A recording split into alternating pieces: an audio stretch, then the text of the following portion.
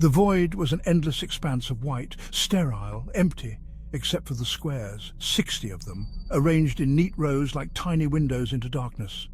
Each square pulsed with a faint, sickly light, promising horrors untold. This was the landscape of nightmares. The air hung heavy, thick with the anticipation of fear. A silent scream echoed in the stillness, a premonition of the terrors that awaited. A shrill ring shattered the silence. A phone lying on the white surface vibrated insistently. Its screen glowed, a single point of color in the monochrome world.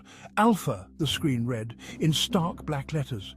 Hesitantly, a hand reached out and answered the call. The void around the phone rippled, the white surface dissolving into a swirling vortex of colors and shapes.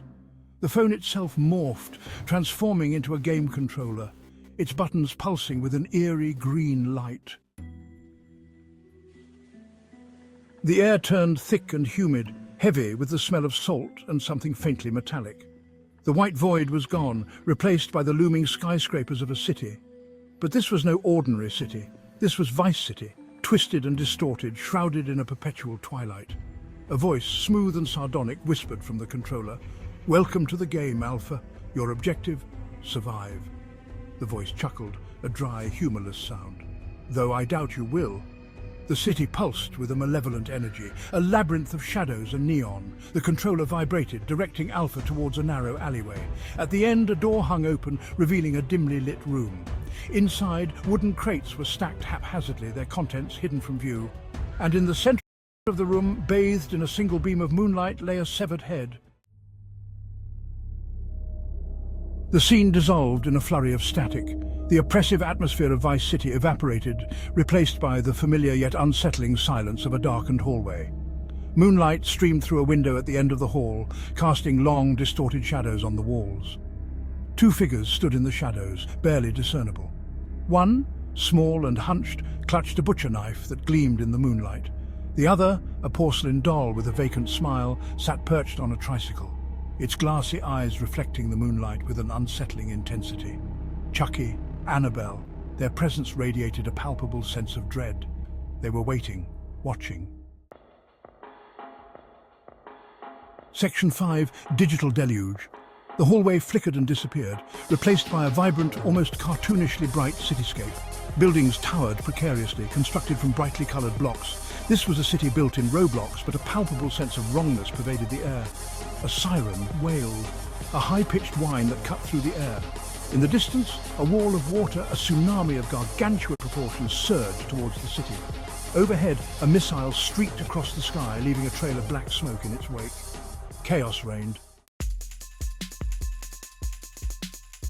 Section 6, Echoes of Nightmares. The Roblox city began to crumble, its brightly coloured blocks dissolving into pixels. Fragments of previous nightmares flashed past. A Lego city patrolled by giant, menacing minifigures, a ball pit filled with millions of eyes that blinked and stared. Each fragment brought with it a fresh wave of terror, a reminder of fears both primal and absurd. The air crackled with energy, the remnants of shattered dreams.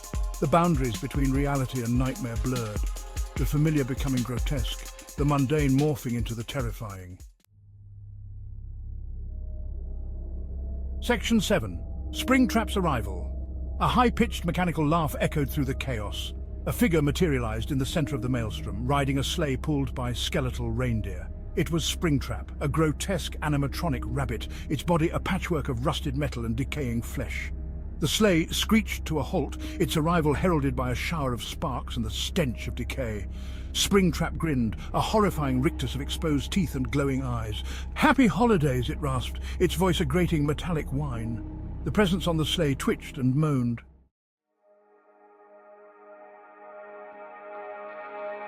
Section 8, Awakening. Then silence. The nightmares, the terrors, the grotesque figures, all gone. The protagonist sat upright in bed, heart pounding, gasping for breath.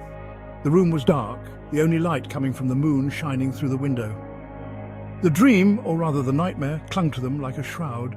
Its images burned into their mind. The white void, the distorted Vice City, Chucky, Annabelle, the Roblox flood, the Lego city, the ball pit, Springtrap, each one a brushstroke in a masterpiece of terror. Sleep, for now, seemed impossible. Subscribe for more.